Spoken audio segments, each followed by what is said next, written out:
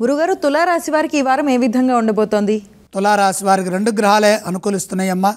6వ రాశిలో రాహువు బుధుడు. వ్యాపారంలో అభివృద్ధిని సాధిస్తారు. ఆశించిన ఫలితాలు వస్తాయి. సందర్భానుసారంగా పనిచేయండి. బుద్ధి బలంతో ఆలోచించండి. మీ ఆశయం నెరవేరే వరకు పనులను మధ్యలో ఆపకుండా విశ్వాసంతో పనిచేయడం ద్వారా లాభాలుంటాయి. లక్ష్య సాధనలో నిరంతర కృషి అవసరం. ఏ పని చేస్తున్నా 1-2 సార్లు ఆలోచించాలి. చెడు ఊహించవద్దు, ఒత్తిడికి గురి కావద్దు. కుటుంబ సభ్యులతో కలిసి నిర్ణయాలు తీసుకోవడం ద్వారా మేలు జరుగుతుంది. ఏ పని చేస్తున్నా ఇంట్లో వారికి చెప్పి చేయాలి. సొంత నిర్ణయాలు ఇబ్బంది కలిగిస్తాయి. చంచలత్వం లేకుండా స్థిరచిత్తంతో సమిష్టిగా పనిచేస్తే పనులు పూర్తవుతాయి. ధనం ఎవరికైనా ఇస్తే తిరిగి రాదు. ఆర్థిక సమస్యలు ఎదురుకాకుండా జాగ్రత్తలు తీసుకోండి.